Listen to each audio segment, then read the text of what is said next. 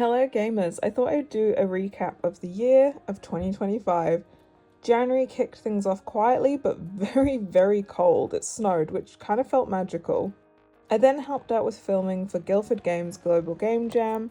It was a kind of slow start to the year, but it was a really nice one and I love being involved with local events. February was a bit of a contrast to January in the fact that I escaped the winter for a holiday in Agadir with my fiance and my sister. Lots of sunshine, lots of swimming, and lots of just trying to switch off. Then straight back into it by heading to the Guildford Games Festival, seeing what people in the local scene had been making and working on, and it was a really good reminder of why community matters so much. March was busy, as it always is for me. I went to a games social at BAFTA headquarters in London, which still doesn't really feel real when I say things like that out loud. Alongside that, I was also running the Games Foundation pathway at UCA. Now, April was a lot for me. I handed in my 40,000 word master's thesis, which was a year's full of work, finally done.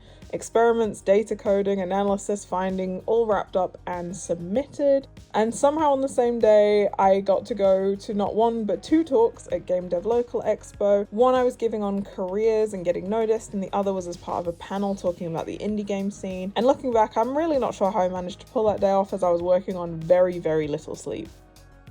May was a little bit of a reset for me. I spent a lot of time focusing on getting game dev work done. It's also the end of the academic year, so aside from some marking that I had to do, I managed to head off on a road trip around Spain, starting in Barcelona for a few days and then driving on to Zaragoza. June, I was obviously still on my road trip around Spain.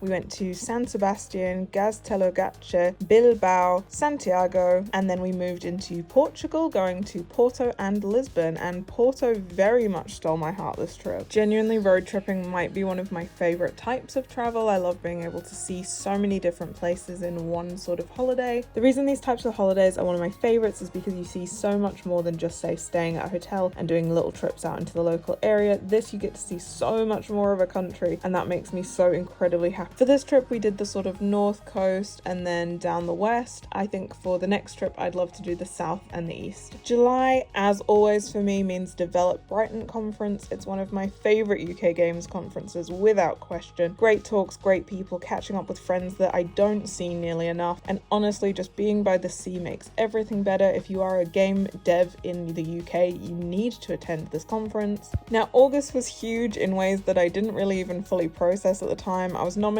for a Women in Games Award, which still feels unreal. I got my advanced HE fellowship and I started a new role at the University of West London. Somewhere in between all of that, I also went to Reading Festival. September started with a long weekend away in Dublin, finally getting to see a little bit of Ireland. The rest of the month was filled with London events, some BAFTA stuff, games talks, conventions. The end of summer is where I fall back in love with London the most. The light, the energy, the slightly unhinged traditions like walking sheep across London Bridge. I love all of it. October is my birthday month, which means it's obviously my favorite month. Lots of games, karaoke, and spending times with my friends was how I spent my birthday. And then I was also invited to speak at MCM London Comic Con, joining a panel, giving advice, and doing portfolio reviews. The conversations I have here are always exciting in the best possible ways. I also love going and speaking at events. It's one of my favorite things that I get to do, and if I can give back in any way to our community, I will always do so. By November, teaching at UWL was fully underway. I was deep into lectures, admin, and I had just started writing a brand new game art course, which we're really hoping to launch in September 2026, so keep your eyes peeled. And on top of that, I was also welcomed into the Worshipful Company of Educators as a Freeman of Delivery, which is genuinely a huge honor. I also got a new tattoo this month, and I'm so happy with this piece. It features both of my cats, and I just think it came out stunning.